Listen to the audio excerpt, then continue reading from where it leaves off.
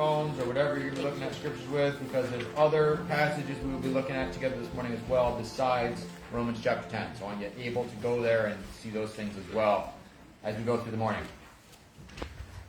We'll spend a little bit longer maybe on review here, just to keep us in context, keep us going along with the flow of what Paul's been communicating here. If you remember from last week before, what is the question Paul is answering in Romans chapters 9 through 11? Paul's answering the questions. Everything that follows is in response to this concept that he wants to really do justice to. We just want to keep that in mind because that's why he's saying the things he's saying. What's the question? Mark cannot answer. He answered last week. So somebody else. You want to cheat? You go to Romans 9, verse 6. What is the question Paul is answering? Has God failed to fulfill his promise to Israel? Has God failed to keep his promise to Israel? Right? Again, logically you'd wonder, all these promises to the church, he says, you can bet your bottom dollar. We're guaranteed this. Question. Didn't God, I've heard this before. He's like, okay, yes, let's explain that. Did God fail Israel? No. And he's at length explaining what God's relationship with Israel is, or what Israel's relationship with God looks like, and why. But that's the context that all the rest of this is in. So you might, if you're kind of wondering, hey, it looks like a lot of Israel talk. Why is all this Israel talk in a church, an epistle to the church? Because Israel, like the church was new, and there's Jews in it. And they're like, what's going on here? Why are you talking about all this church stuff and kind of you're not talking about Israel a whole lot? What's the dynamic here? Have we just been kicked off the field? No, Paul's explaining it. What is the common thread that Paul highlights in God's favor on the Jews and his current favor on the Gentiles? Thinking back to what we looked at last week. What is the common thread that Paul was highlighting when he's saying God chose the Jews and God chose the Gentiles, and they were similar in a couple ways, but one key one. You remember? He chose the Jews and he gave us the gift. Chose the Jews, gave us the gift. So both groups were selected, right? God has the right to choose what group he wants to do what he wants with, right? When he's given grace. What else? What about those two groups in his selection, Mom? Neither one of them earned it or deserved it. It was entirely by God's favor. So it should have been nobody got anything, but because one group got it, you shouldn't be saying that's not fair. Right, and that's kind of what he's getting at. Is that fair that God chose the Jews, that God chose this other group, or that God's doing this? And he says, yeah, in verse 25, concerning the Gentiles, God says in the prophecy of Hosea, those who were not my people, I will now call my people, and I will love those whom I did not love before. And again, I will prefer those who I did not prefer before. I will elect those who I did not elect before. Type of thing. What's interesting is he says this applies to the Gentiles. And everybody would be like, yes, that totally applies. The Gentiles did not deserve God's favor, and yet God's reached out to them. Well, the original quote was actually about the Jews. It was about the Israelites. So both groups were in a position where God owed them nothing, and yet out of his goodness and his grace and his mercy, he is acting in a way towards them. It's like that's the same for both of these groups. Neither group deserves his favor.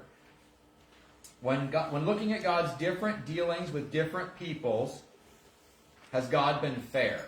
Again, thinking back to what we just looked at last week and the week before. When looking at God's different dealings with different peoples, has God been fair? Remember the Potter conversation. Because that's kind of the reality. God has dealt with people differently. People groups. God's dealt with people groups differently. Is it fair how that's gone down? Rob says yes. More merciful than it is fair. Yes. Merciful is a step beyond fair. So yes and no, depending how you call fair, right? Was it the same? No, so right, not the same. So no, he didn't deal with people the same, but he did deal with people in a just manner, right? It was just treatment. It's one of those things to keep in mind. We want to always remember when we're looking at this type of stuff, again, to have this make sense, we need to remember Romans 9 through 11 follows after Romans 1 through 3. Right? We all stand condemned before God equally, so when God chooses to show grace and mercy to one group and not another group, it's not owed. Mark had a really good analogy last week, that idea of his employer's like, hey, we're offering coffee to you guys for free. I don't drink coffee, I drink tea. You can't claim that they weren't being fair. No, it's a thing that you didn't deserve at all. So you don't get to complain about it. Like that's where we stand. I like that. What really made that analogy hit home for me was when you added it. It was like the whole lot of them should have deserved to be fired, and instead they were giving coffee to some of them. We have generally an underlying assumption or a presupposition as humans that God should love us. Kind of like a sickly little dog. We look at an underdog and we're like, we should have compassion, right? If I'm a good person, then I almost have to, right? I have to do the good thing. Like God, yes, we're so bad, but God, if He's good, He has to do something to help us because we're unable to help ourselves. Like, no, that's not how that works. We tend to think that way. We tend to think like, well, if God doesn't do this thing, then He's a bad God. He's really not that good. And that's not what the Bible presents. It's the opposite. No, Seth, you're absolutely deserving wrath. Like, it's not that, no, you're not quite there. No, Seth, you warranted this. Technically, He doesn't have to do anything for us. Yes. And it by the rationale of the way that the universe works and God's righteousness, He owes me wrath. Like, right? He's like, okay, because I am goodness and I am life and I am joy and anything joined to me is this, anything apart from me is by definition all the things that are not me, right? Evil and deserving wrath should give me wrath, if anything, just by that logic. And He's doing something different here. But we tend to just kind of gloss over that and kind of go into this type of discussion like, oh yeah, that's not fair how God would... Why did God select Israel and not these other people? That's not fair. Well, wait, you're assuming that He should have done something for everyone, and now you're looking at like He left people out. It's like, no, He selected someone especially. That's different. It's a really big difference in worldview between those two. It seems subtle, but it's huge. You know, we're all deserving wrath. Or, you know, we're all deserving mercy. We tend to like at least a little bit of merit to come our way. Yes, I'm bad, but. And it's like, no, stop with the first clause. The first clause was correct, Seth. Yes, you're bad. The end. You know, I like to kind of add a little bit. But that little bit, it makes passages like we were looking at last week a little confusing. When, if I've got that idea of like, oh, He should do this, well, that's not how it's defined. That's what he says here in verse 21. When a potter makes jars out of clay, doesn't he have a right to use the same lump of clay to make one jar for decoration and another to throw garbage into? Yeah, right, because he's selecting. Neither of the clay has a right to declare anything. It's just dirt. Like there's nothing there. It can't be like, why didn't you use me for the great thing? Because you're dirt. Like you don't get to say that. I'm doing a cool thing here. All right, so that's where we are contextually. We've kind of been talking about that stuff. Still comparing Israel especially against the world, but also the Gentiles. God has treated different groups differently. In chapter 10, verse 1. Dear brothers and sisters, the longing of my heart and my prayer to God is for the people of Israel to be saved. I know what enthusiasm they have for God, but it is misdirected zeal. For they don't understand God's way of making people right with Himself. Refusing to accept God's way, they cling to their own way of getting right with God by trying to keep the law. For Christ has already accomplished the purpose for which the law was given. As a result, all who believe in Him are made right with God.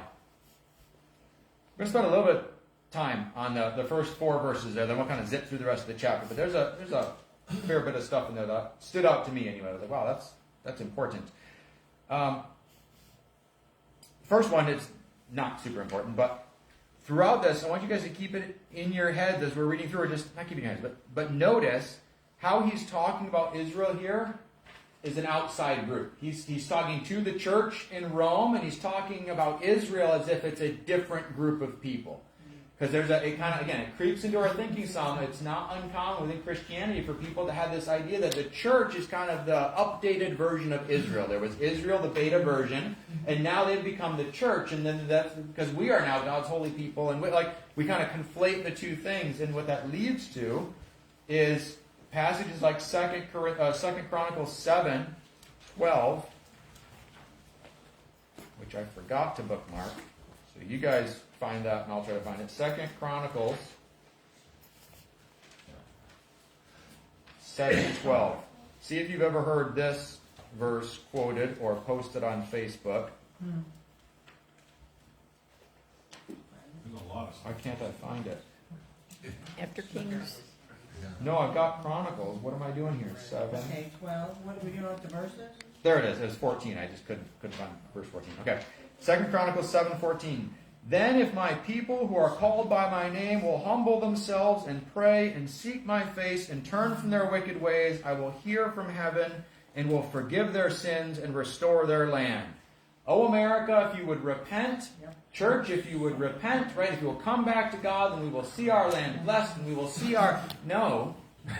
That's to Israel. That was spoken to Israel, this covenant people. That wasn't spoken to me. Great thing. I can see the faithfulness of God. I can see God's heart in how he deals with repentant people and all this stuff. But that's not a church verse. That's an Israel verse. And if you think, well, the church basically is the new Israel, then you're like, then that is my verse. And I can claim that. And that happens a lot. You'll see the Old Testament stuff kind of thrown in there. And it just gets very messy. And one of the big distinctions is the church and the Israel are the same thing. Paul consistently views Israel as a separate entity. There's the corporate group of Israel that has promises and a relationship with God that's unique in this way, and there's the church that has unique promises and things true of us that are not true of other groups of people. And we just want to see that the way Paul talks about this stuff, when he's talking about Israel, it's as another group outside of the church. That's how he's referring to them. It just helps us keep things in perspective. It's one of those things to note as we go through here. So he's talking about Israel as an outside group. And Paul wants them to be saved, which highlights they're not saved now, right? So this outside group, the Jews, the Israelites, however you want to look at those people, they're an outside group, not the same as the church, and also outside group, they're not followers of God. They're not following God right now. And he gets into that some. They think they are, but they're really not. They're actually, eventually he's going to say they're actually enemies of God right now. It's the way that they've set themselves up. Just one of those situations. But I know, again, it gets into politics a little bit, just not to get all into it, but with Christianity tends to have an affinity for the Jewish people. There's almost like an allyship, whatever. We're kind of, we're basically the same because they use the Old Testament, and we use the Old Testament, and then we have the New Testament. They don't. We're basically the same. And Paul's like, no, we're basically not, because they're following a separate belief system than what God has given. And so they're unsaved. They're not part of the family of God right now, and they're a different group than the church. Just one of those things to keep in mind. It just helps us have clarity as we look at life and read our Bibles. In verse 2, I know what enthusiasm they have for God, but it is misdirected zeal. Isn't that an interesting concept?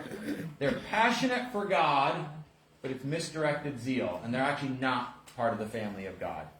I want them to be saved, but they're not. But they have an enthusiasm for God, a zeal for God, but it is misdirected. Passion for God does not equal a relationship with God.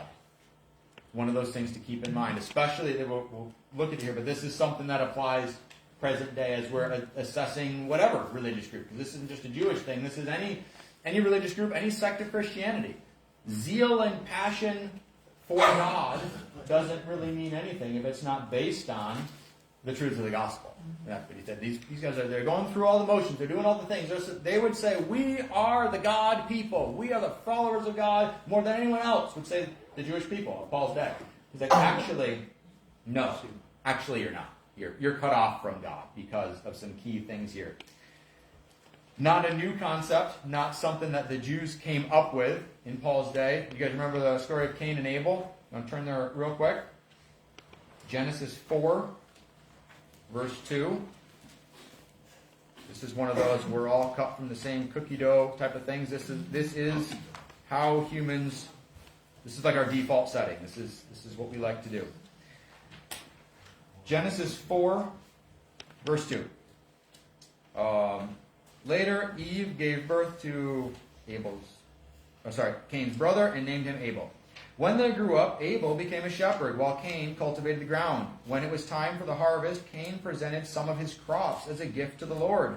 Abel also brought a gift, the best portions of the firstborn lambs from his flock. The Lord accepted Abel and his gift, but he did not accept Cain and his gift. This made Cain very angry, and he looked dejected. Why are you so angry, the Lord asked Cain. Why do you look so dejected? You will be accepted if you do what is right. But if you refuse to do what is right, then watch out. Sin is crouching at the door, eager to control you. But you must subdue it and be its master. Cain had zeal for the Lord, right? Cain's like, I'm going to go and offer sacrifices to God. That's not enough. No, it's not you coming to me. It's you coming my way. It's you coming based on the truths that I have communicated. We know that God had modeled for Adam and Eve. They sinned. He killed an animal, took its skin, and covered their shame and their sinfulness with it. It would certainly seem in the story that it had been communicated to them. The appropriate sacrifice to show their faith in God was an animal sacrifice. Because he tells Cain, if you do what's right, if you do what you know you're supposed to do, it's fine here. So Cain had zeal, right? Built an altar, made a sacrifice, offered the best that he had. He had that passion, that enthusiasm. It's like, God, it's like, that's not enough. That's not what I'm looking for. I'm looking for your faith in what I've communicated. Your faith in what I have declared to be true. Your faith in me, in my provision. That's what I'm looking for. And that comes up present day quite a bit. And Abel wasn't more of a believer? Not more of a believer. He was trusting God and God's provision, and Cain was not. Cain was offering the best that he had to offer. Abel was offering what God had asked for. God said, a sin deserves, and I'm writing what we know later on back into a little bit, but death is the payment for sin. And so when you offer a sacrifice showing that your faith is in me to save you, it needs to require the death of an animal. And Cain was like, yeah, how about I give you the best of my produce? No, that's not the death of an animal. You're losing the symbolism. I don't want what you have to offer. I want death. That's the symbol. You're losing the symbolism.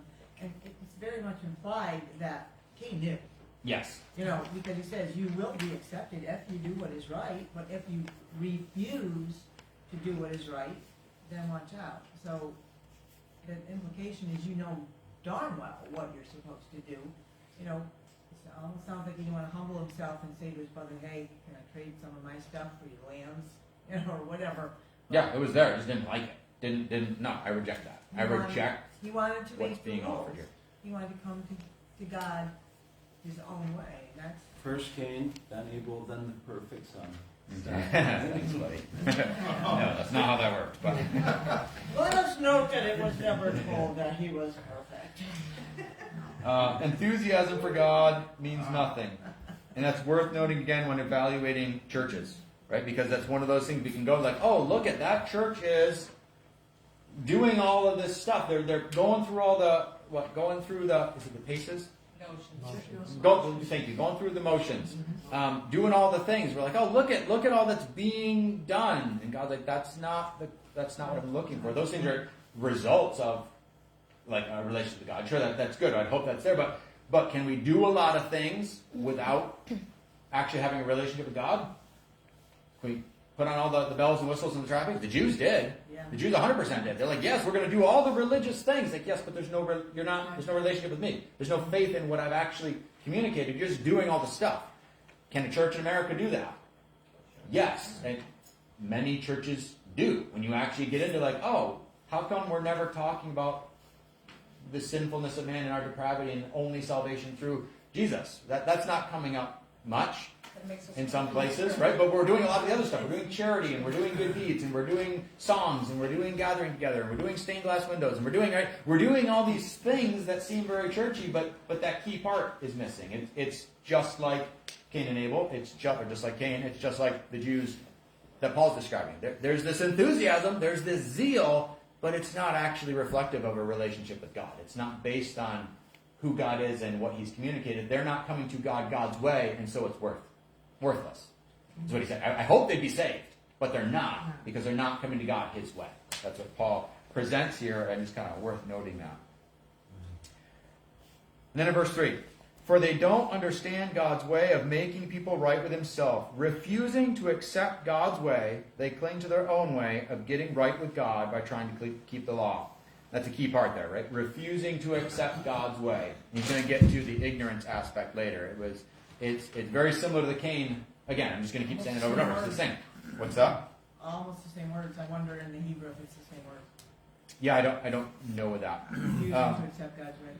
But we saw it with Cain. It wasn't ignorance. It was, no, I reject the premise, God. No.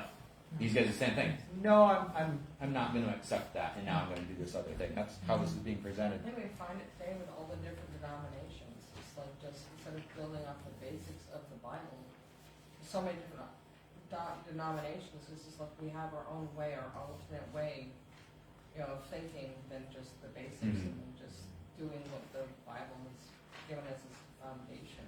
And some denominational breaks are just a normal. It's like, okay, you can have differences. You can have different ways of doing things. And there's some stuff. And then there's some where it's like, I don't think that's actually a church. And again, based on this, what is it? What are the actual tenets that you're following? What are the things that you're espousing? What are you not?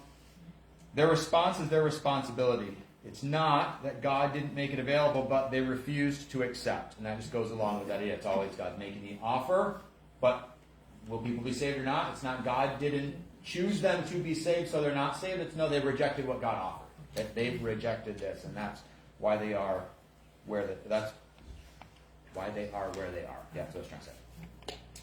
They went through the motions and had all the trappings, but they rejected the main tenet, looking for God to save them from their sinful existence. And without that aspect, none of the other stuff mattered. That is what God is looking for, is a dependence on Him based on what He's communicated. For Christ has already accomplished the purpose for which the law was given. As a result, all who believe in Him are made right with God. The Greek way of phrasing that would be, Christ is the end of the law, is what that would. That's how a more literal translation of the Greek would be that. For Christ has already accomplished the purpose for which the law was given. Christ is the end of the law. The law was leading to Christ, and He's a fulfillment of it, and now we can just go on with Christ and be like, actually, we're going to keep this law thing because we don't like the Christ offer, and so we're just going to stick with the law. It's like, well, that doesn't work. You put it that way, it sounds so brazen. It is. It is brazen. To reject God's offer of salvation and say, no, I'm going to take this other option instead that's kind of based on me and my performance. It's like, wow, that's not cute at all. That's pretty offensive in about the maximum way to God. One's belief in Christ's sacrifice for sin, not passion or zeal, is what makes one right with God. And one's belief in Christ's sacrifice for sin, not passion or zeal, is what makes one right with God. Right? They had the passion and the zeal, but they didn't have the belief in Christ. He was like, they're lost, they're cut off. There's nothing there. It's worthlessness. And again, not just a Jewish thing in Paul's context. This is something for us just to consider, because often we can see like, oh yeah, I'm a Christian, and then you start listing off all the things that we do. And you're like, is that what makes me a Christian? No, I'm a Christian because I'm saved by the blood of Christ. Like Jesus died for me, and that's what my relationship with God is based off of. And I also do these other things because Christ compels me, right? Because His Spirit in me is doing these things. Salvation is available to everyone, but it is exclusive to those who believe. There is no other way to come to God. Verse 4 has that. For Christ has already accomplished the purpose which the law was given. As a result, all who believe in Him are made right with God. So it's wide open. Open for everyone. Anyone who believes, this is available for you, but it is only available for those who believe, right? So it's an open offer, but it's exclusive. You have to come this way. This is the way to come to God. So a group comes and says, well, I'm not all into the sin and the depravity of man and that there's no other way to God except through Christ. I don't really like that, but I like all this other stuff about Christianity. I believe there's a God. I believe there's a higher power. I believe we should be kind to each other. I believe we should do charity. I believe we should be good and unified and all of this stuff, but I don't like this condemnation talk. Oh, okay. You're not a Christian. Like that's the qualifier. It's like you have to believe this and then the other stuff. So open offer, which is great, but still exclusive, which is one of the offensive parts of Christianity to other groups. Like, hey, it kind of sounds like you're saying there's only one way to God, and it's the one that you're believing. It's like, yes, that's literally what God offers over and over and over. You can come, anyone can come to me through the way that I've offered, and that is the only way you can come to me, the end. But anyone can come. And so it's like, thank you. offended. Yes, yeah, it is. It's like, I that seems like what I think isn't really that important. Yep, that is, you're right. Nailed it. Same for me, right? What I think isn't important. It's what is God saying? What has God provided? Social justice, humanitarian work, charity, community development, kindness, compassion, these are not what define the church. The church are sinners saved by grace, looking to Jesus as their sole source of life. Just something to keep in mind, because it's one of those things. The church will get talked about. Basically, we'll see a fancy brick building, right? We'll see the thing like, oh, they have a church, so they are the church, so they're just a different, sect of the church. It's like, well, maybe, but ask some questions. Is this a core? Is this what everything is being built on? Is the gospel message? Because a lot of times you can build a lot of really good organizations that do social justice, humanitarian work, charity, community development. Right? We're like, oh, that's a great thing. Well, is the gospel there? And is it central? Is that what all the stuff's being built on, or is it really just a cool community social club with a cross on it? Yeah. That can happen. It's something for us to watch for. We can all get kind of mixed up with that sort of thing. We just want to keep it clear what Paul's defining here. The reason that the Jews are not being included in the church here isn't because they weren't doing all the good things. It's because they were not agreeing with God on what the gospel is and what their sin nature is and how it is dealt with to the person of Christ. Like that was the qualifier, is that one singular issue. Then he goes on to explain a little bit the idea here in verse 5 through 8. For Moses writes that the law's way of making a person right with God requires obedience of all its commands.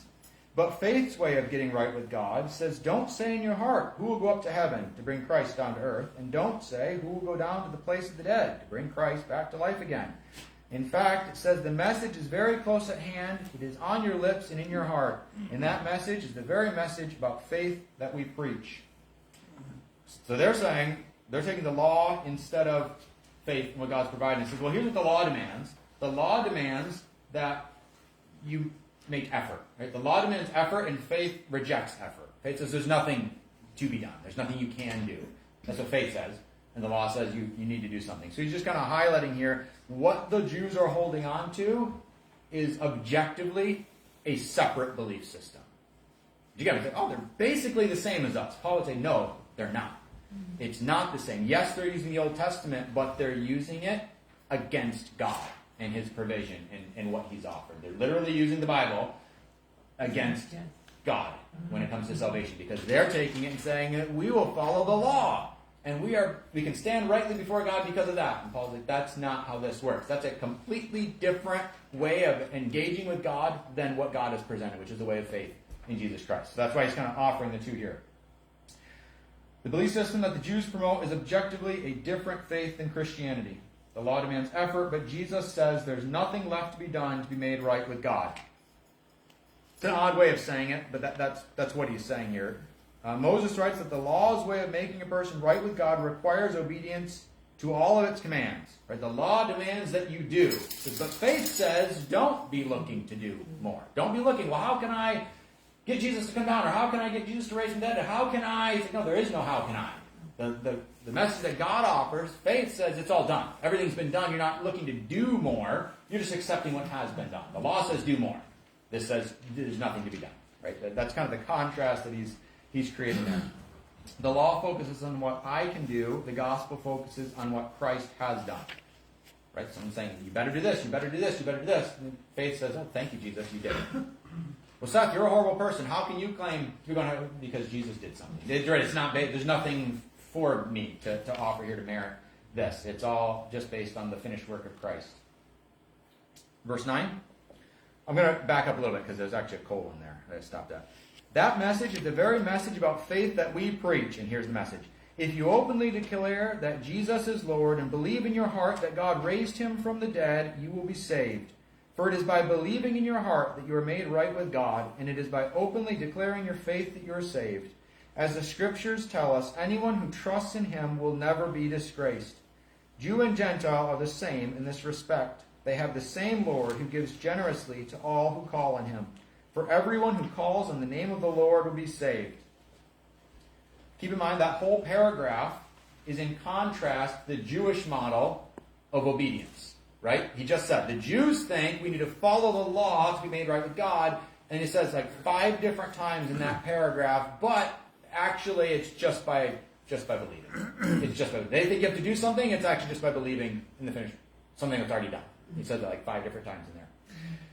Paul highlights it's simply belief or calling on the Lord that has made one right with God, which we know from earlier in Romans 4 that both of those are non-meritorious acts. They're not a work. Like, oh, I need to believe in, when I call to God, that's the thing that triggers, like, no, that's not what's going on here. It's just believing what God has done.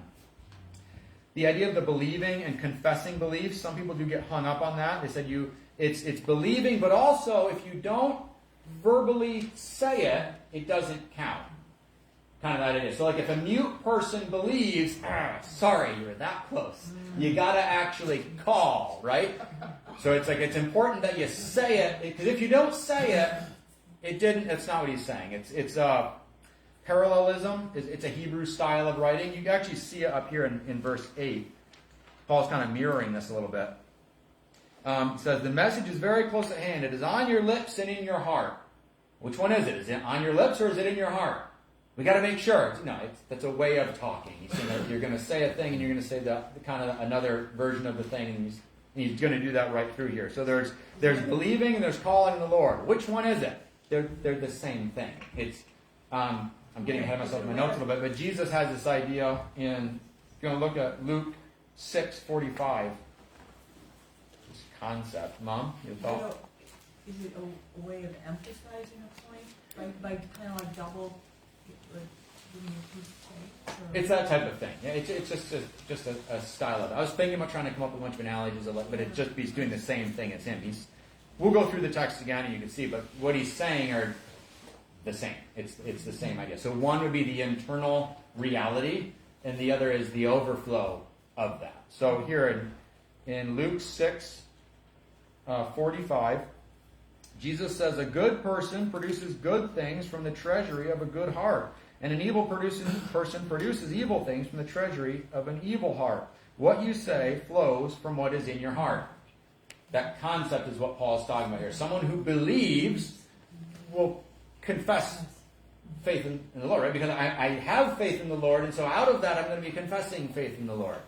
They go together. It's because my heart is this, my mouth will say this. So when someone's confessing the Lord, I have faith in Jesus Christ, and they're confessing that, was based out of their belief. And so it's like a synonymous thing. One I can see, one is an internal thing. And Paul's just mushing them together, those two concepts that are just describing two aspects of the same interaction, which he's already at length discussed in Romans. It is by faith that we're made right with God, right? By our faith we're justified. Abraham was by faith declared righteous. It wasn't, and when he said it out loud. It's like, no, that's not. Actually, the story says he just had it when he believed God quietly in his heart, is what it said, as far as we're aware. But I just want to mention that. The inward reality causes the external manifestation. Both are descriptive of the same response. I'm going to read the passage again. I just want you to hear. He's going to say, call on the Lord and believe. Believe and call on the Lord. And he's describing the same thing. The contrast isn't between calling or believing. The contrast is against what he just described with the Jewish approach to God. I need to do. He's like, no, actually, you're just responding from the heart to what God has already done. All the doing was on God, and you're just responding to that with your belief. So I'm going to read those verses again. I just want you to hear it. It's the same thing that's being described. It would just be a different way. At what point did I believe? When I called on the Lord, or when I believed? Paul's like, they're the same. They are the same. You don't call on the Lord without believing. If you, I'm getting backwards. Call on the Lord without believing. Believe without calling on the Lord. Yeah, they will go together in that direction. If you openly declare that Jesus is Lord and believe in your heart that God raised him from the dead, you'll be saved. No work in there. For it is by believing in your heart that you're made right with God. And it is by openly declaring your faith that you are saved. Synonymous thing there. As the scriptures tell us, anyone who trusts in him will never be disgraced. The Jew and Gentile are the same in this respect. They have the same Lord who gives generously to all who call on him. For everyone who calls in the name of the Lord will be saved. Big takeaway from the paragraph, there's nothing to be done. Which he just said, there's nothing to be done. And the Jews think there's a lot to be done. And that is the bifurcation. That's the problem we have here. Everyone who calls on the name of the Lord, there are no other qualifiers. Simply come to Jesus and accept the free gift that is being offered through him. It's like, that's the gospel. That's it. That's all that there is. And that's consistent. And God has offered that throughout, and the Jews reject it. No, there's got to be more. There's got to be something else. I don't like what is being offered there. Big one, because that says the problem's actually me.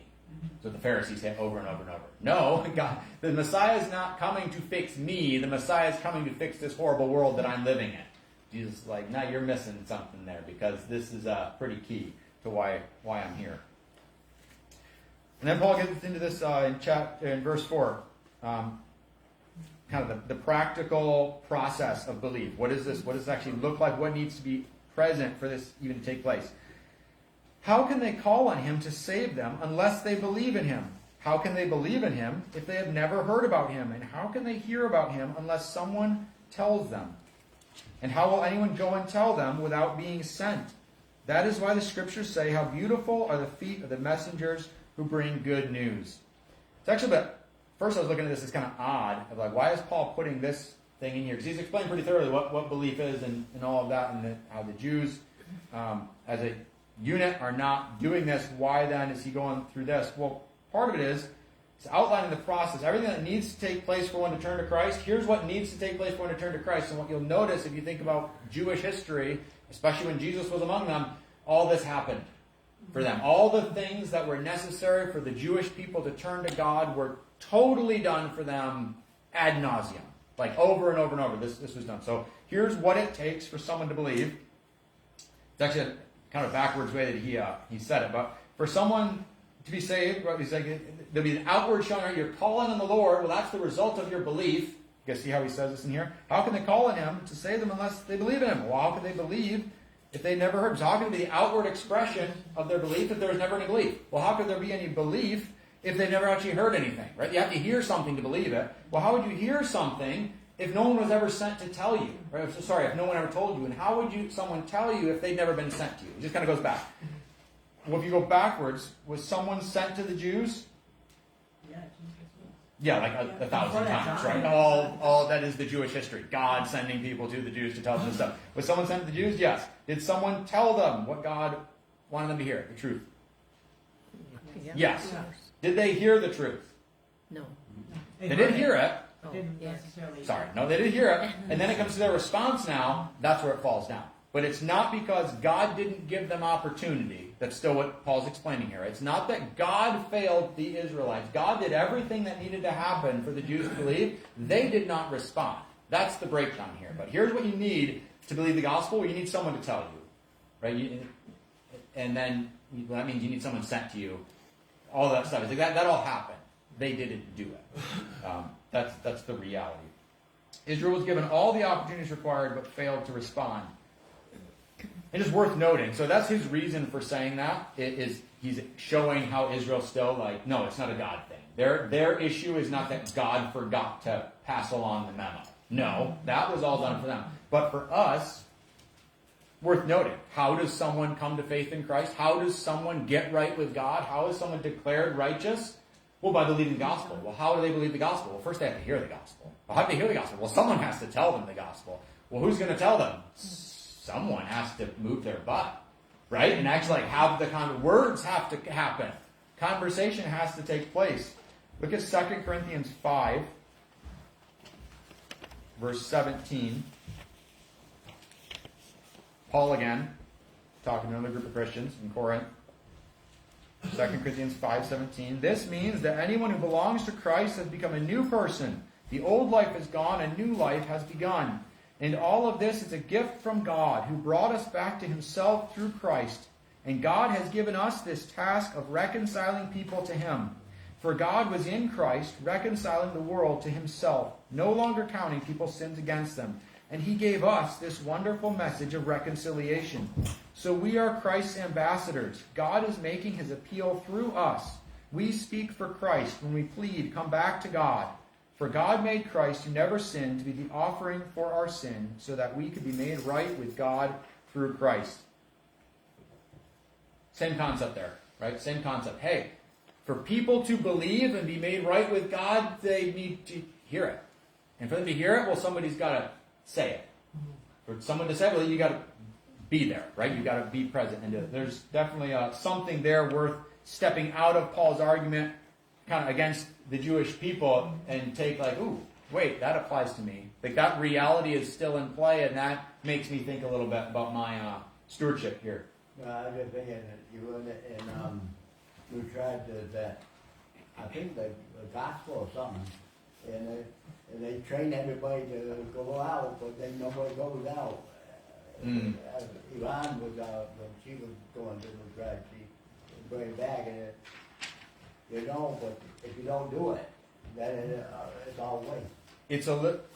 I love the idea that my sovereign God is saving the world and saving people in the world, and He's going and doing that. Thank you, God. I like less the idea that He's using us to do it, and whether or not we are obedient impacts who will hear. I don't like that as much, because I just got goosebumps right now saying it. Like, oh, that puts a fair amount of responsibility. The reality of how this is happening puts a responsibility on me as an individual. It's like, wait, how often do we pray, God, I just pray that you would change this person's heart, and that you would change my coworker's heart, and that you would show him your love, and that you would, and I'm going to quietly sit and not say anything and let you work, God. Right? I like that. I'm trusting the Lord to save that person who I have contact with every day.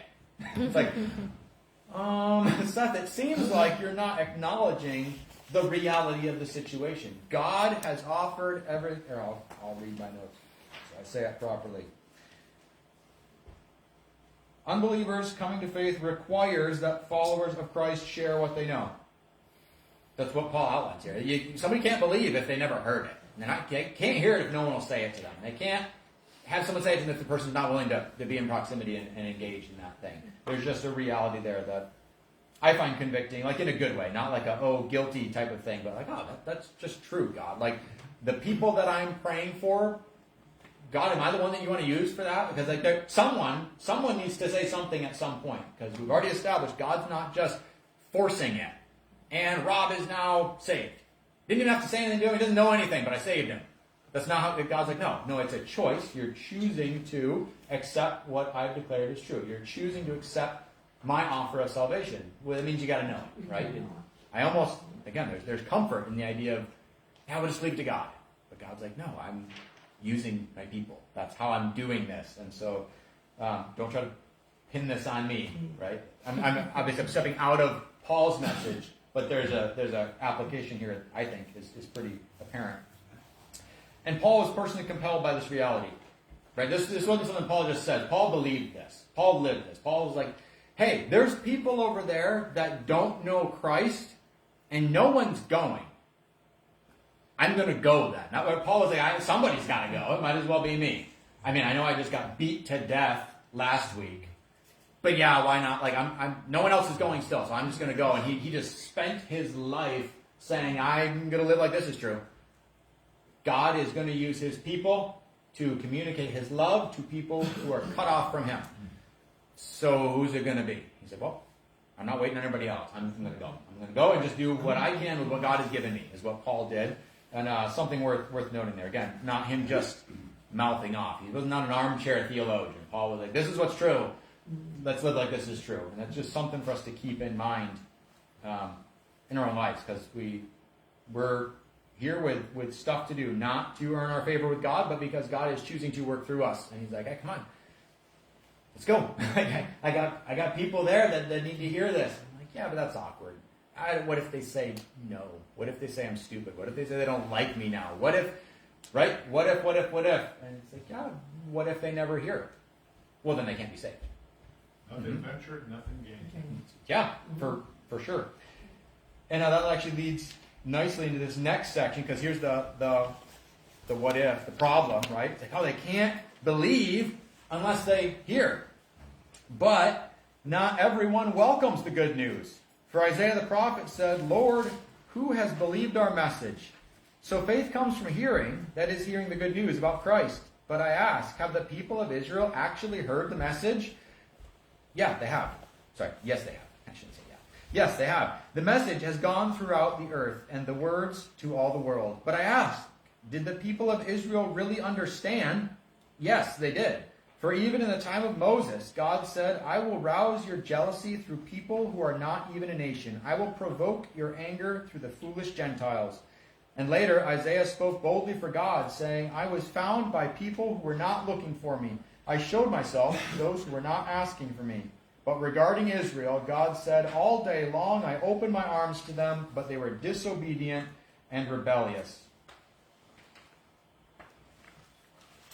Not everyone welcomes the good news, is the reality of the situation. They need to hear it to have the opportunity to believe, but that doesn't mean they will believe. And we have that example with Israel, but that we can all think of individuals in our lives. It's like, why are they like? I communicated what I believe to be the greatest news available to man, like a good thing, and they got mad at me for it. Like, what was that about? Did I do it wrong? Did I fail? Well, no, sometimes. Not everyone welcomes that news. Not a failure of the gospel. It's a failure on the part of the person, or in this case, in the part of national Israel. Many hear the gospel and just don't care. What's that? People don't like to hear that they're not perfect. There's a lot of things about the gospel that are offensive to people, right? Because it says a lot of hard truths. Right. What's that? If it's preached right, Yeah, right?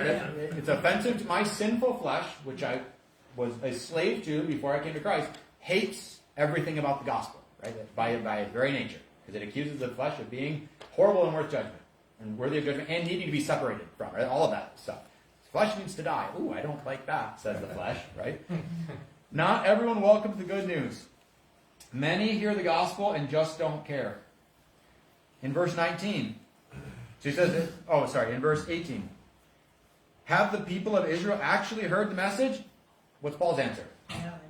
Yes. It's not that they weren't told, they chose not to respond. With the next one, well, but did they understand it? Maybe they just didn't understand what was being said. What does he say? In verse 19. But I ask, did the people of Israel really understand? Yes. Right? It wasn't confusion. Just didn't like it. It's like, I hear what you're saying. I can articulate what you're saying to you, but I reject it. Can that happen? Well, obviously, yes. Israel did it, right? A whole nation did it. So definitely that can happen on an individual level. Is that fun? No? Because then the next step is like, and now what? Right? Sometimes like, hey, agree to disagree. I respect that you have your Christian beliefs and I don't, but hey, let's coexist in harmony and let's just be good neighbors. Okay. Sad. Not brutal. It can get brutal, right? It can be like, oh, you're one of those? Yeah, I hate you now.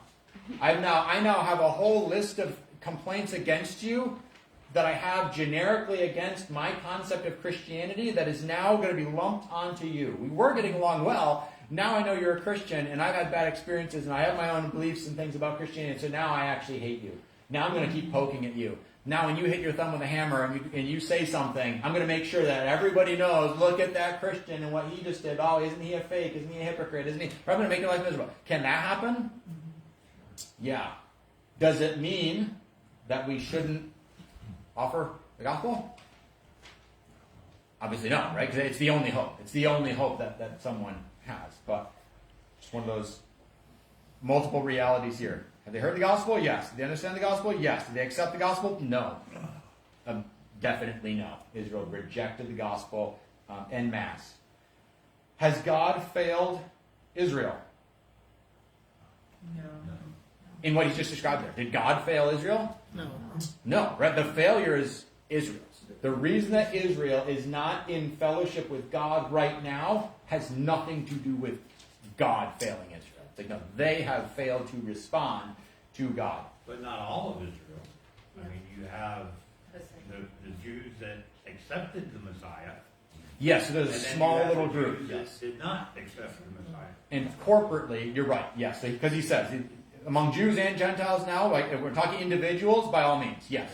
There are individual Jews who come to faith, and they're part of the church, yes. But corporately, like as a group identity, which is what he's doing, no, they're not. And yeah, you're right. So there is that I thing mean, going that on. only happened once Jesus came on the scene, so. I'm sorry? Prior to that, prior to Jesus coming on the scene, they were Jewish, but they were God's law, that was it. Then once Jesus came on the scene, some of them believed the gospel.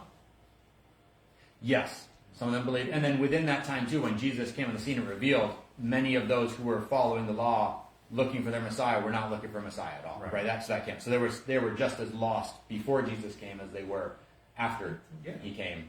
Type of thing. But yeah, They're so still there's waiting this, for his first coming.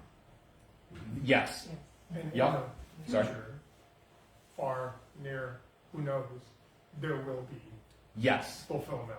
yes. So Totally. And that- if you were to stop right now, you could make the argument that God failed them, but he's not going to. in that there's He's not a going to, fulfillment. right, Yes, right. yes, very good. And that's when chapter 11 comes in. That's where he's going to finish it of like, so this is what's happening now. The reason that you're looking at Israel as being like rejected, it's an Israel thing, and God's actually going to bring the fulfillment. That's chapter 11. We'll get there. So yeah, I get what you're saying. That's good. But that's you can see where he's going with his progression. He's made a pretty good case. Like, hey, here's how salvation works. Here's all that was done for Israel. Has God rejected Israel? No. Has Israel rejected God corporately? Yes. There's your problem, Israel. That's why we're seeing this. That's why there's a difference here. That's why Paul's writing letters to the church, not to Israel. Right? He's not writing to the 12 tribes. He's writing to the believers, the followers of Christ. Has God failed Israel? No, Israel has turned from God and all the blessings that were offered to them. Look at Matthew 23, verse 37. See God's heart here for Israel. Matthew 23, verse 37. This is Jesus. He's standing there kind of on the outskirts of Jerusalem. He says, "O Jerusalem, Jerusalem, the city that kills the prophets and stones God's messengers. How often I have wanted to gather your children together as a hen protects her chicks beneath her wings, but you wouldn't let me."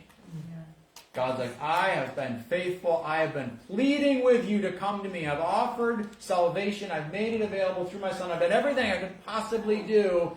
You're rejecting me. Okay, I'm going to work with the Gentiles now.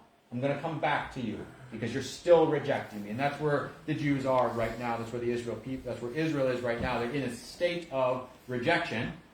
Head now, Daniel? Yeah, I'm leaving my rides here, guys. Okay. I love you guys all. Later, man. Here. Good to see you. Good luck. But that's where we are in the story, right? So it's not Israel hasn't been kicked off. Nope, it's going to come around. In chapter 11 is nice next. He says, did God's people stumble beyond and fall beyond recovery? No. He's like, no, we're still in the middle of a story. God's still working out human history here.